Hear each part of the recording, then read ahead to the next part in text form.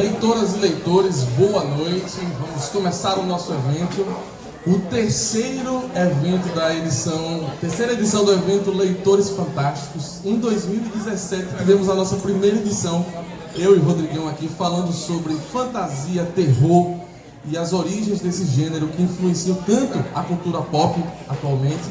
Em 2018 tivemos a honra de ter agora Irã no nosso time e fizemos um super evento sobre distopias e ficção científica. A Irã estava aqui, muita gente estava aqui. Foi muito bom, debatemos esse tema à exaustão aqui, debates filosóficos, debates sobre filmes, sobre livros, sobre quadrinhos. E esse ano, fechando a trilogia da cultura pop aí, as influências da cultura pop, estamos falando sobre literatura policial. E para falar sobre literatura policial, eu vou começar com uma indagação incômoda, muito incômoda. Eu quero que vocês reflitam sobre isso. Por que será que o mal nos fascina tanto? Já perceberam isso? Que a gente adora histórias envolvendo vilões fortes, atos cruéis, a gente se envolve muito. Por que é que a gente é atraído pelo mal? Olha, parece uma coisa, né? Mas é verdade. Por que as pessoas gostam tanto de histórias de serial killer? Porque a febre por isso, por crimes, por coisas cruéis. O que será? Onde mora a origem desse fascínio? Né? A literatura policial, ela surge para investigar isso. Investigar a ação do mal na alma humana. A gente pode dizer isso. Porque, veja, pegando um exemplo do autor Robert Louis Stevenson, o cara que escreveu O Médico e o Monstro, o Dr. Jekyll e o Mr. Hyde, ele fez uma história que também é policial, porque tem a estrutura básica de crime, investigador e assassino. Então, nesse livro, O Médico e o Monstro, que eu acho que todo mundo conhece, você tem um médico que descobre uma fórmula que altera as potencialidades físicas dele, e ele toma essa fórmula e comete vários crimes. Ele assassina, ele tripudia, ele bate nas pessoas, ele faz coisas horríveis. Só que, quando ele volta à forma humana, ele é um cara exemplar, um sujeito exemplar. Aí é onde fica o questionamento. A fórmula deixa ele mal, ou ele já tem o mal dentro de si? Então, a literatura policial vai brincar com isso, com a dualidade da alma humana. Nós somos bons, mas também temos a maldade dentro de nós. A gente tem a mania de ver o mal como algo externo, algo que a gente não é capaz de fazer.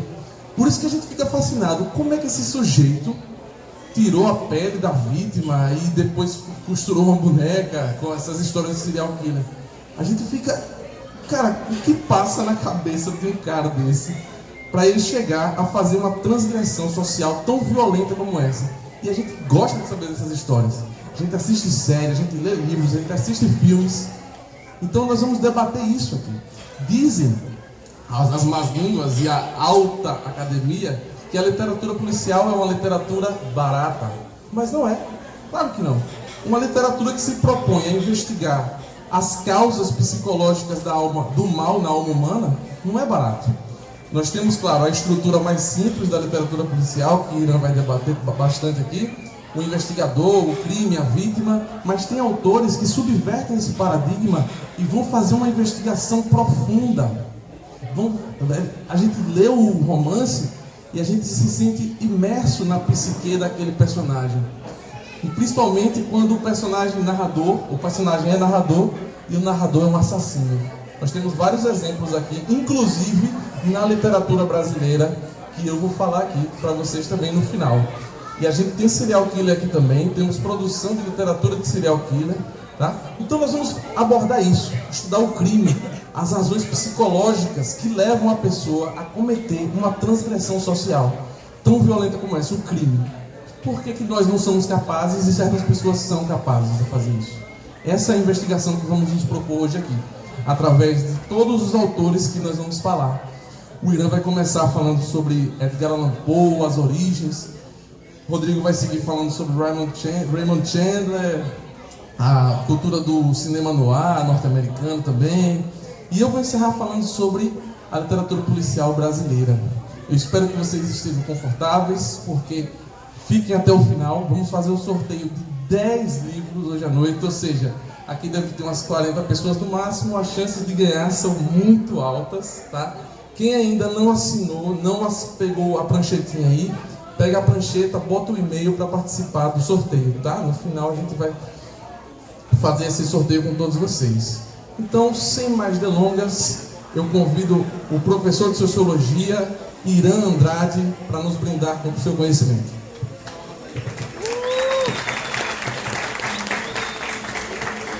Boa tarde, boa noite a todos presentes. Queria agradecer mais uma vez a Saraiva por disponibilizar o espaço. A André, que é o grande idealizador do grupo, formado por mim, professor Rodrigo Seixas e o próprio Neodito Cujo, que são os Leitores Fantásticos.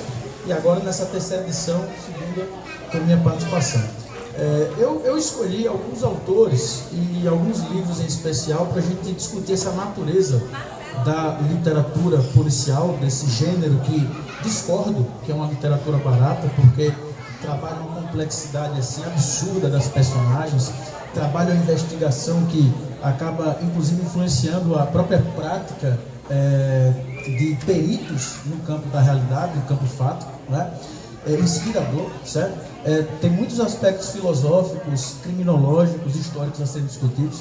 Então não é tão barato assim. E a maior prova de que não é tão barato é que você repudia o fenômeno criminal que é praticado e mesmo assim você não tem fascínio pelo criminoso. Então isso é no mínimo muito complexo, não há nada de barato nisso. E aí eu queria começar falando sobre Edgar Allan Poe. Vou falar basicamente da trilogia do chamado detetive Auguste Dupin, beleza? Que são 3 obras em especial. Assassinatos na Rua Morgue, que eu conheci a história antes de ler porque eu sou um fã do heavy metal, e o Iron Maiden no seu segundo álbum, Killers, fez uma música chamada Murders in the Rue Morgue, em homenagem ao Edgar Allan Poe. Em sequência eu vou falar de uma outra obra publicada um ano posterior, 1842, que é a obra O Mistério de Marie Roget, né? Influenciado num fato real, que foi a Mary Rogers, que foi assassinada nos Estados Unidos. E depois de um hiato, acho que 2, 3 anos, ele publica aquela obra que é discutida até no rol da psicanálise, uma obra sensacional chamada Carta Roubada. E depois eu vou falar de outros autores de meu agrado, né? O Poe eu gosto bastante, mas conheci de fato muito recente, então você que ainda não teve o privilégio de lê-lo, eu acho que ainda há tempo. Eu fui conhecer, quando eu falo conhecer Poe, é ter familiaridade com a literatura. De uns 3, 4 anos para cá, conhecia o Corvo, conhecia o Gato Preto, que é uma coisa assustadora, assim, uma coisa bizarra. Agora os contos policiais é muito recente. Depois eu vou falar de um cara que marcou minha trajetória na academia, na universidade, que é Humberto Eco. Eu não acho que tem que falar assim dessa peculiaridade de um romance policial que mistura com o medievo, mistura com a historiografia, as questões da Igreja Católica, as grandes disputas entre os padres, sacerdotes, fé e razão, etc.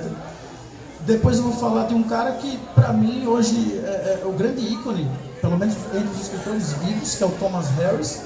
Para quem não sabe, Thomas Harris criou nada mais, nada menos que Dr. Hannibal Lecter, que é sensacional. Agora, eu assisti primeiro ao filme, né, na atuação assim espetacular do Anthony Hopkins, para depois ler o livro. E o livro parece um sketch, um roteiro mesmo de cinema sensacional. E por fim, uma menção honrosa, sem entrar em muitos detalhes, é um cara que eu sou fã, mas eu só apreciei esse calhamaço também muito recente, que é o Alan Moore, né? Que criou V de Vingança, Watchmen, Batman Piada Mortal, O Monstro do Pântano, que escreveu sua versão sobre Jack the Ripper, ou seja, Jack o Estripador. Então, basicamente, são 4 autores, são 4, basicamente, umas 5, 6 obras que eu quero tratar. A princípio, a gente tem um slide aí que acho que vocês vão ter que forçar muito a natureza oftalmológica para enxergar, mas faça isso, né? Finja que também é um momento de fantasia. Mistério, é uma coisa misteriosa. Desvende um crime aí, né? Tem uma coisa aí. Talvez descobramos hoje quem de fato foi Jack o Estripador, né? Que lembrando, é Jack o Estripador, né? Como um aluno meu falou, que é Jack o Estuprador. Não é isso, viu? É estripar, viu? Beleza.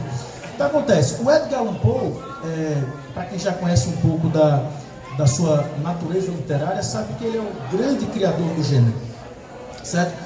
E ele vai criar o gênero da literatura policial, figura do detetive, do crime reiterado, de práticas de serial killer, embora a expressão não fosse utilizada, a expressão muito nova, que vai ser utilizada pelo FBI dos anos 30, anos 40. Se você assistir uma série muito, muito foda, desculpa o xingamento, chamada Mindhunter, você vai entender o surgimento da nomenclatura serial killer, assassino em série. É da Netflix, né? Antes que vocês perguntem, embora nós não sejamos consultores, Netflix está lá, pode assistir. E o Edgar Allan Poe vai criar um detetive esplendoroso chamado Auguste Dupin. Agora, antes de falar da obra em si, é claro que é incontornável, né, André, né, Rodrigo, falar da biografia do Poe. Muito batida, você vai ver até na Wikipédia, em vídeos pelo YouTube e tal. Mas eu costumo dizer que a literatura do Edgar Allan Poe é tão misteriosa e, ao mesmo tempo, né, tão fascinante quanto sua biografia. Imagine vocês um cara que cria um gênero literário, mas que não escreve só o romance policial. Ele vai escrever sobre fantasia, vai escrever sobre terror. Até um dia desse eu estava lendo O Gato Preto pela segunda vez e me assustei quando estivesse lendo pela primeira. Então, um cara que flerta com diversos rolos, por assim dizer, da literatura. E imagine vocês um cara que vai morrer aos 40 anos, cara, cuja morte é extremamente misteriosa. Ele na sarjeta, não sabe se foi um ataque fulminante, não sabe se foi tuberculose, né, que foi uma doença que matou sua mãe, sua esposa, ou se foi cirrose, né, porque bebia, gostava de uma pinga, gostava de mulher, né? E ele vai criar esse personagem que é o Auguste Dupin, que é um detetive. Pra você ter ideia, é a base de autores como Arthur Conan Doyle, ou seja, Sherlock Holmes. Inclusive você vai ter obras do Sherlock Holmes, né, sobre Sherlock Holmes, do Arthur Conan Doyle, e que Dupin é citado, para você ver como referência. Agatha Christie irá utilizá-lo também como uma referência, a figura daquele cara que lê muito, que gosta de investigar, que gosta dos desafios, tipo Dr. House, adora os desafios e mostrar para o outro que o quanto soube resolver o hard case, o caso difícil. E a primeira vez em que o Auguste Dupin aparece é exatamente na obra Assassinatos na Rua Morgue. Eu vou tentar aqui contar as histórias sem fazer-lhes do spoiler, embora é complicado. Mas é a primeira vez que eu vou fazer isso, então é uma tentativa. Então não me execrem caso eu falar que... Na moral, spoiler do livro, mas segundo o Rodrigo, não é spoiler, porque é como Paixão de Cristo, né? Cristo morreu, tá? pega o spoiler de hoje em dia, um mês, já era. Imagina o livro de 100 anos. Todas as obras, ou a maioria que a gente for citar aqui, tem ali nesse meu lado. No final vocês podem dar uma olhadinha. Só para quem não ouviu, as obras que a gente citar em sua maioria estão localizadas nesse setor aí, nessa prateleira. Então, o Auguste Dupin surge na obra Assassinato da Rua Morgue, e como é a narrativa do Edgar Allan Poe, ele sempre cria a figura de um narrador, que ele não apresenta quem é, não é o próprio Auguste Dupin, não é um personagem que ele apresenta quem é, tampouco é o próprio Edgar Allan Poe. É alguém que foi conhecedor da história, certo? Alguém que conheceu a história. E ele é um cara que adora desafios. E no caso de Assassinatos da Rua Morgue, o que é curioso é porque ele vai observar esses fatos sem ser convidado pelo próprio departamento policial. Ele soube de assassinatos que aconteceram na Rua Morgue, ambientado na França, um caso em que uma mulher e aparentemente sua filha encontram assassinadas de maneira brutal, e como ele descreve, a descrição densa dele é uma coisa assim absurda, é um rei da descrição, assusta muito você quando lê, parece que você está lendo um laudo do IML, digamos, de um legista. E ele, a missão dele nessa obra, ao que parece, é tentar desvendá-la, porque ele percebe que alguém foi indevidamente acusado. Aí você já vai pensar assim, então o detetive trazido pelo Edgar Allan Poe é um detetive que tem uma missão moral, o ledo engano, porque ele vai aparecer em mais outras duas obras, e no caso da última obra, que está ali, que é a Carta Roubada, ele vai mostrar todos os seus dotes investigativos, esse investigador, esse detetive que é Auguste Dupin, que ele quer recompensa. Então nunca imagine um perfil, olha que genialidade, ele não tem um perfil padrão, concreto, uma coisa engessada. Ele vai ter uma pretensão em Assassinatos da Rua Morgue, porque ele quer livrar um cara que foi indevidamente condenado, certo? E já na outra obra, onde ele aparece, que é exatamente a última, que é a Carta Roubada, ele só quer participar da investigação, do escrutínio, palavra que ele muito utiliza na obra, exatamente porque ele quer ganhar a recompensa dada pelo governo. Então não é tão simples saber quem é Augusto Dupin, certo? Então é uma obra sensacional, essa Assassinato da Rua Morgue. Outra coisa importante, ele vai criticar os métodos investigativos tradicionais, essa coisa do método cartesiano. Se aconteceu isso é porque seguramente houve essa causa e a consequência, ele vai dizer que não, tudo depende da intuição. E aí na minha leitura mais filosófica, que eu também sou da filosofia, ao que me parece existe uma crítica a esse engessamento trazido pela razão, esse engessamento de investigação trazido pela própria ciência. Porque você querer, por exemplo, achar que toda ação criminosa tem um dolo, ou seja, tem uma intenção racional, é um pouco complicado. Porque você subestima a própria subjetividade, né, da idiosincrasia humana, do temperamento humano e assim vai. Então ele vai criticar essa situação de uma suposta racionalidade ou um método mais tradicional do investigador e da descoberta do crime. E aí não vou lançar spoiler, mas leia Assassinato da Rua Morgue. O final ele é surpreendente. É surpreendente. É uma coisa inimaginável. Parece até bizarro, infantil. É inimaginável, de fato. Porque, só para ter ideia, nenhum dos envolvidos que estão no crime, lá na suposta cena do crime, que são ouvidos, que são investigados pela polícia local, são aqueles que cometeram. Esse é um semi-spoiler, spoiler pela metade.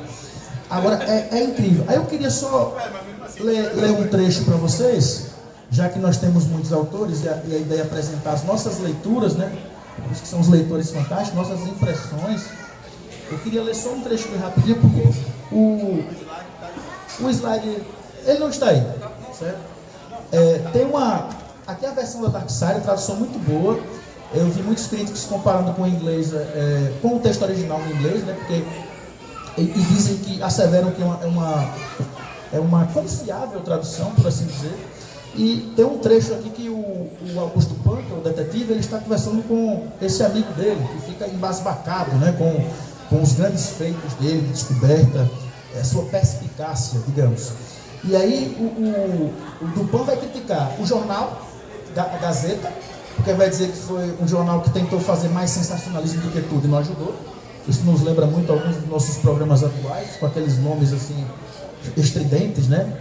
Tolerância zero, não sei o que e tal. Outra sai daqui, não posso falar não. Brasil urgente, urgência urgentíssima, e assim vai. E ele também vai criticar a própria investigação da polícia com esse padrão assim, mais engessado. E no final, ele vai falar um pouco de como ele conseguiu chegar à resolução do fato. Mas só para... Eu queria muito que vocês pudessem ver ali, mas já que não dá, ouçam com cautela, porque é muito interessante a escrita dele. Eu só queria trazer alguns trechos para vocês entenderem como não é difícil lê-lo, por exemplo, diferente do Humberto Eco, de quem eu falo já já. Então ele fala o seguinte, olha: a desordem absoluta que encontraram no aposento, porque as mulheres foram encontradas no aposento, lá nas dependências de sua casa, no aposento. O cadáver entalado na chaminé, de cabeça para baixo, o modo como o corpo da velha senhora fora mutilado de maneira grotesca. Olha a linguagem, olha a descrição, os adjetivos. Todos esses aspectos, mas as considerações que acabo de mencionar e outras que dispensam comentários, foram suficientes para paralisar os agentes do governo, pois colocaram em xeque a perspicácia. Ele faz questão de colocar perspicácia em outra grafia, da qual costumam se vangloriar. Caíram no terrível, mas frequente erro de confundir o insólito, ou seja, o incomum, né, com o incógnito. No entanto, é nestes desvios do objetivo, do que é comum, que a razão tateia seu caminho quando existente em busca da verdade. Então veja que o próprio Poe, falando de maneira mais simples, assim na minha leitura pelo menos, ele vai mostrar que às vezes está na simplicidade, que é o caso da carta roubada. Em A Carta Roubada, para a gente já dar uma acelerada, ele faz questão de mostrar que uma carta que fora roubada e que era muito comprometedora, porque ela falava de coisas que eram bem sutis em relação à família, vou dizer família real, mas não me lembro se é família real, mas as autoridades da França da época, século XIX, ela foi roubada por um cara, beleza? Ele sabia de alguns aspectos que comprometiam a administração pública e os bastidores da família. E a genialidade de Poe nesse ponto é mostrar que a carta sempre esteve certo? De uma maneira muito manifesta. E, portanto, isso passava despercebido por esse critério, esse rigor profundo investigador, que achava que alguém tinha tocado fogo ou jogado fora. E ele vai dizer, não, claro que ninguém jogou fora, porque era uma forma, inclusive, de chantagear. Então, é na sutileza, na intuição do investigador que reside, na minha concepção, a genialidade desse cara, muito bem traduzido aí pela Dark Side. A propósito, esse livro eu adquiri aqui na loja.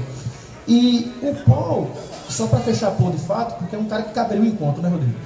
O Paul caberia um encontro. Ah, não. O Paul é uma coisa assim absurda.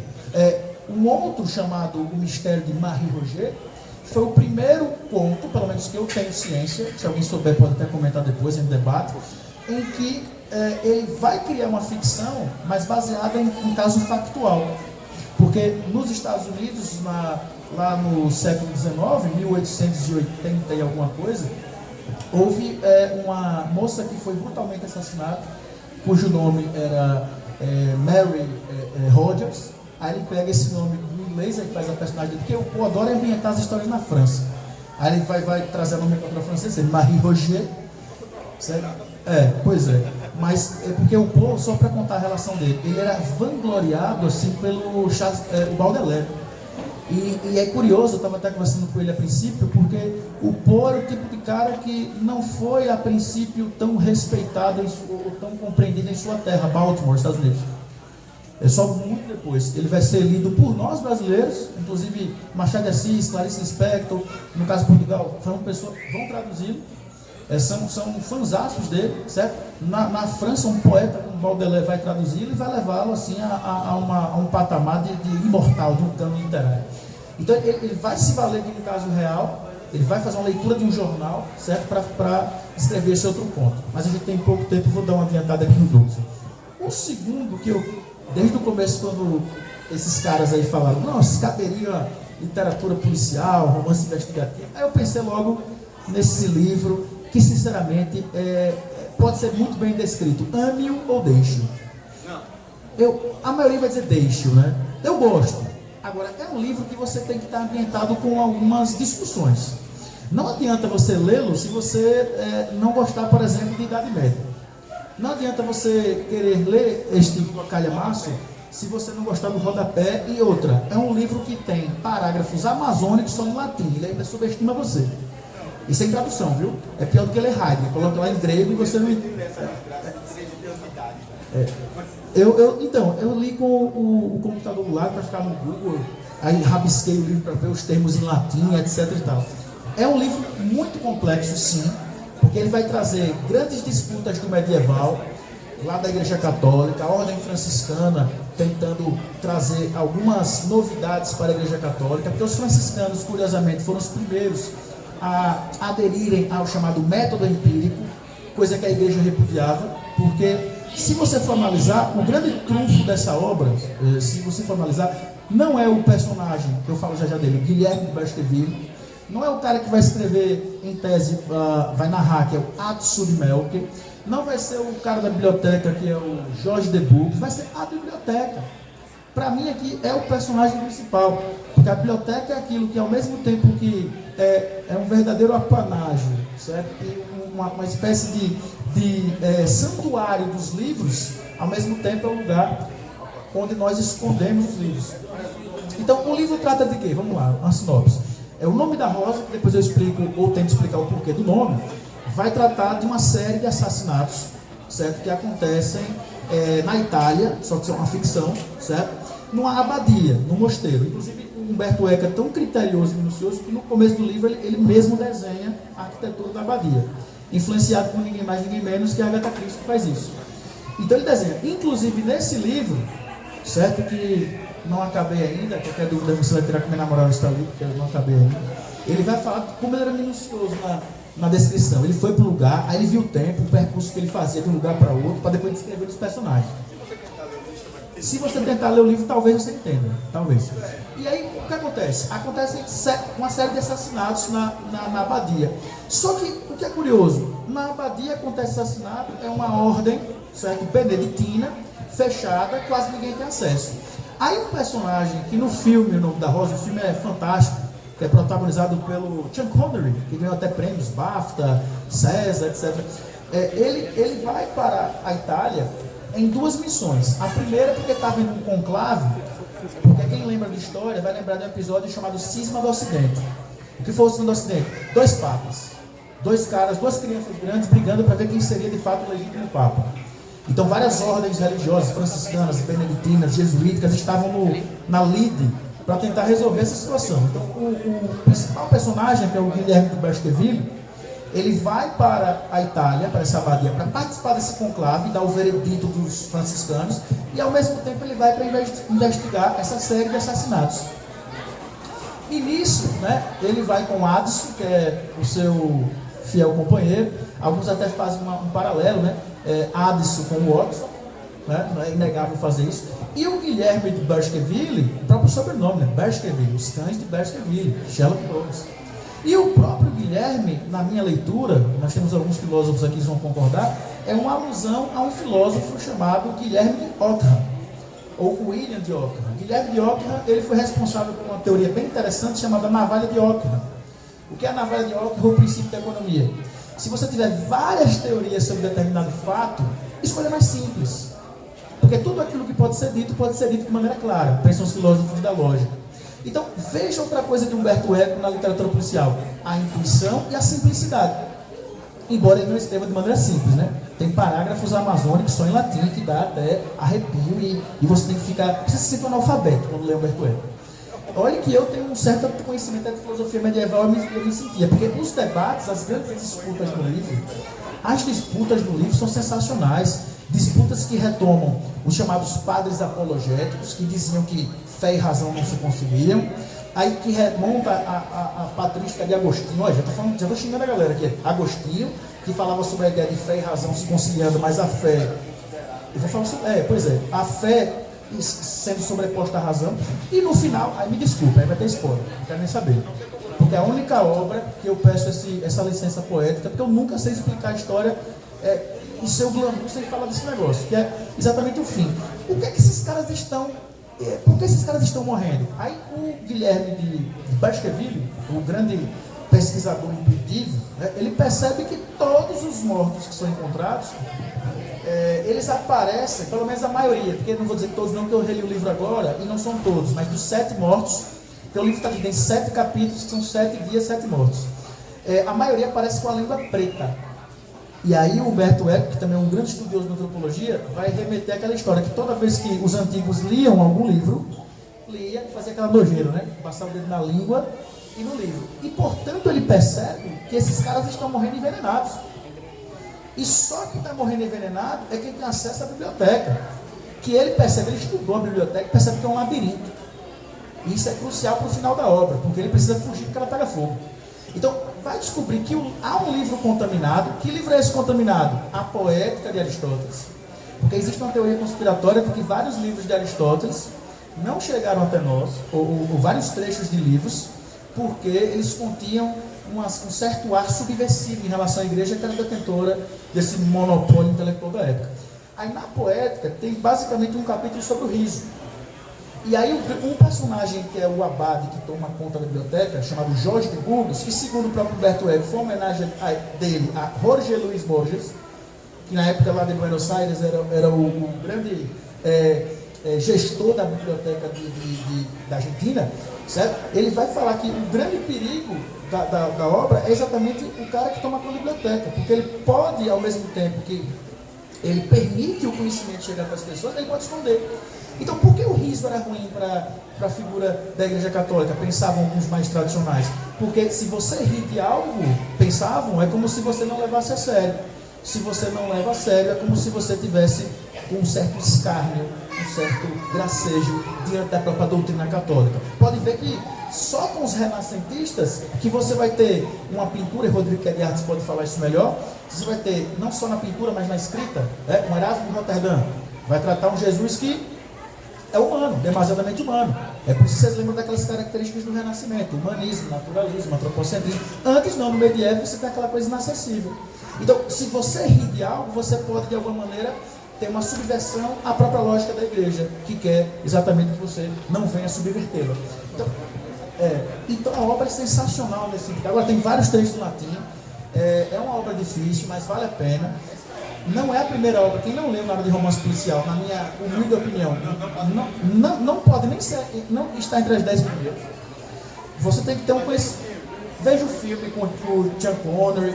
É um filme dos anos 80. O filme é um filme com um diretor francês. Até hoje o filme sobrevive muito bem. Vocês conseguem. Cara, acho que alguns de vocês, o professor de história ou tentou passar ou passou. Para alguns de vocês aqui, lá no Coés, eu lembro que alguém passou, não lembro quem foi. Mas um tempinho, né? Não lembro quem foi. Mas o filme, ele é extremamente acessível, tá? E o filme, Rodrigo, obrigado, acaba sendo um retrato fiel. Eu estava assistindo novamente esses dias. Eu também vi na época de colégio, que é um filme antigo. E é um filme que é até fiel à narrativa do Humberto Eco. Agora, claro, aqui tem muito mais detalhes. Sim, vai tirar aquela parte das disputas filosóficas. Tem um debate lá sobre Santíssima Trindade, aí citam o Santo Anselmo e não sei quem, Agostinho. É complicado. Eu adoro essa literatura porque eu gosto de filosofia. Agora, aqui, velho, é incontornável, pelo amor de Deus. Thomas Harris, o criador de ninguém mais, ninguém menos que Hannibal. Eu já queria dar um dado curioso na minha leitura, porque ele trata aqui, basicamente, no Silêncio dos Inocentes, do filme, né, do Jonathan Demme, que ganhou 5 Oscars nas melhores categorias, melhor ator com um deus chamado Anthony Hopkins, certo? Melhor atriz com a Judy Foster, melhor diretor, melhor roteiro adaptado, melhor filme. 5 Oscars. É uma obra sensacional. O filme é dos anos 90, a obra do final dos anos 80. E O Silêncio dos Inocentes é interessante porque ele vai abarcar basicamente 2 psicopatas no livro. O Hannibal Lecter, que é um psiquiatra que tem um gosto refinado, que odeia pessoas mal educadas. Se você for analisar as outras obras sobre Hannibal Lecter, Dragão Vermelho, Hannibal Origem, ele é um cara que parece-me que a proposta dele, a pretensão dele de serial killer é matar pessoas mal educadas ou que não tem talento, ou seja, eu estaria lascado, não tem talento. Ele mata pessoas assim, e você fica fã do cara, velho. Você lê e você fica fã do Hannibal. Mesmo no filme, que é uma coisa assim, assustadora, você ficar com o coração acelerado com cada cena que acontece, que é outro filme também fiel ao livro. Assisti ao filme recente, mais uma vez, li o livro. Você fica fã do Hannibal, mas você odeia um outro personagem aqui chamado Buffalo Bill. Aí você vai dizer que é literatura barata. O autor consegue fazer com que 2 serial killers apareçam, o que tem cometido menos crime você odeia, e o mais brutal, que é um médico esclarecido, você adora. Isso é no mínimo muito complexo. Enfim, essa obra trata de quê? Essa obra vai tratar da investigação criminal do FBI em relação a uma série de assassinatos que vem ocorrendo em Boston, talvez aqui em homenagem a ninguém mais que Edgar Allan Poe, na sua terra local.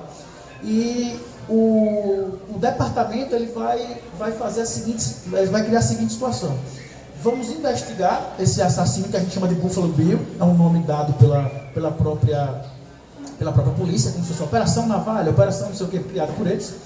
E para auxiliar nessa investigação, alguém teve a brilhante ideia de ir à cadeia e à prisão para aprender com um criminoso que também pratica essas mesmas coisas, que é o Dr. Hannibal Lecter, o psiquiatra, certo, que entende como ninguém dessa complexidade dos meandros da mente humana, que poderia ajudar. Só que ninguém tem coragem de ir à prisão. Que foi pego na primeira obra, que é o Dragão Vermelho. Aí ninguém tem coragem de ir. Aí quem vai? Uma estagiária chamada Clarice Sterling, algo assim. E ela vai, que é a Judy Foster, certo? Clarice Sterling, retificando. E ela vai como estagiária. E aí, cara, é uma obra interessante para vocês mulheres que estão aqui, porque, poxa, como é difícil ser mulher em certas profissões. Ela sofre problema o tempo todo. Ela chega, o pessoal. Aí o Thomas Harris, que é o autor, faz questão de colocar isso para mostrar o preconceito da época. Como ser mulher tem que fazer algo em dobro, triplo, para mostrar sua competência. Então, a cena da prisão que ela entra é assustador. Se eu fosse mulher, eu ficaria assim. Não é nada. A cena em si não é nada. Ela não apanha, mas, cara, é de longe a cena. Não, simbolicamente. A escolha daquele, eu não vou falar aqui, agora, porque é escatológico, tá? Eu não vou falar aqui porque é escatológico, mas é emblemática demais, cara. O que fazem com ela na prisão, ela não apanha nem nada, mas muito bem escrito, é lapidar aquilo ali. Quando você for assistir, preste atenção, que já assistiu, beleza. Quem não, preste atenção de novo e entenda o que foi que aconteceu ali. É uma cena em que essa investigadora do FBI, na verdade ela é uma estagiária que talvez vai ser aceita ou não, é como se fosse é um estágio probatório, digamos. Ela vai na prisão em Baltimore, que é o asilo de Baltimore, que é o manicômio / presídio. Ela vai lá para entrevistar Hannibal para ver se ele ajuda para investigar melhor essa situação desse assassino, que é o tal do Buffalo Bill, que ele mata mulheres e tira a pele delas. E essa eu faço questão de que vocês leiam para não lançar spoiler. Mas o Hannibal é um doce com ela. O Hannibal fica apaixonado por ela. O cara que é capaz de matar pessoas, ele é canibal, come de sua carne, ele trata ela com refinamento, uma gentileza. Doutor Sterling, sente-se, por favor. O seu perfume é um perfume francês, ele tem um gosto refinado. Inclusive, o Dragão Vermelho, só para fechar a parte do Hannibal Lecter, do Thomas Harris, tem uma cena esplendorosa. Tem uma cena que ele oferece um banquete especial para os seus amigos. Sim, ele é psicopata, mas tem amigos. Cuidado para ter um psicopata aqui do seu lado, inclusive, agora. Certo? E o Hannibal oferece um banquete fenomenal. E, de repente, quando é perguntado por uma amiga que tipo de carne é aquela, tão distinta, tão deliciosa, ele fala, se eu disser, você não vai comer. E eles começam a rir. E aí você percebe na cena, tanto no livro, né, Dragão Vermelho, como no filme, que ele matou um cara. Olha porque ele matou o cara, qual foi o critério? Foi legítima defesa? Não. Ele matou o cara porque o cara estava executando, suponhamos, Brahms, Beethoven, não sei qual era o músico, e o cara deu uma ratada no violino. Então o Hannibal olhou, esse cara não tem talento, ele não é merecedor do ofício que exerce. Ele matou o cara por isso. Então veja, mas ao mesmo tempo, apesar dessa psicopatia assim, de uma incompreensiva, é um cara que consegue ser gentil com as mulheres, certo? É um cara que tem um gosto muito refinado ele desenha como ninguém. No filme mostra até as cenas quando ele vai desenhar a Clarice Sterling, que é a detetive, assim vai. E para finalizar a menção honrosa, o segundo é o Demônio Sedutor. Não, enquanto você falou no começo que a maldade é sedutora, é a maldade alheia, né? Vai lembrar. No segundo livro e segundo filme, uma das cenas finais é ele cozinhando o cérebro do cara. Ele abrindo a cabeça, desativou o centro de dor, e aí tira um pedacinho com um spoonzinho, uma colherzinha, e aí faz aquela fritadinha básica aí pra dentro. Coisa linda. Inclusive, daqui a pouquinho eu vou falar sobre literatura policial brasileira. Vamos falar sobre canibalismo no Brasil aqui também. Alguém já conhece esse livro aqui, Jantar Secreto? Já a gente fala. Ele faz propaganda, tá ligado? Já voltamos. Inclusive, ele só esqueceu de fazer propaganda de um livro dele, inclusive. Na final você faz. Ele escreve também coisas num tom sociopata também, cuidado com o André. Para fechar, certo? Porque a gente tem tempo para o debate e Rodrigo fala muito, né? Diz que não ia intervir na minha fala, mas promessa é dúvida, né? Vamos para cá, Adriano Milo Fernandes. Pô, velho, essa obra é sensacional. Rapaz, é um calhamaço. É lindo, como diria Rodrigo, né? O grotesco é belo também, né, Rodrigo? Isso aqui é grotesco, mas é belo. Que é a obra From Hell, do Alan Moore. Não sei se dá pra ver. Alan Moore, não precisa ser bizarro, parece um vocalista de death metal. Olha aí, parece, o cara é um bruxo esotérico e tal. É um cara sensacional. Ele é roteirista de quadrinhos. Ele é assim famoso. Eu considero, junto com o Neil Gaiman, um cara assim...